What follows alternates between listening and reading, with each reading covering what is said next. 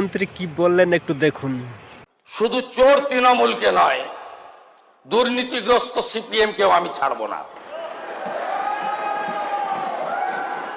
আপনি ভেবেছেন 11 সালের পরে আপনারা কম্প্রোমাইজ করে নিলেন,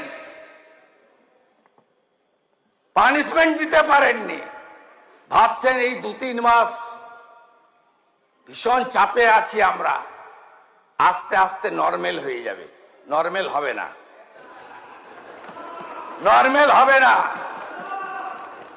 সমর মুখার্জিদের মতো ভদ্রলোকদের, সমীর জানাদের কোনো চিন্তা নেই। বাকিদেরকে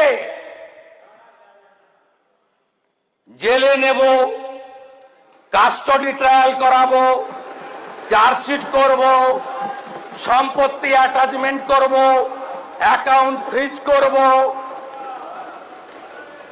এবং যত অবৈধ সম্পত্তি 15 বছরে করেছেন অকশন করব, সেল করব।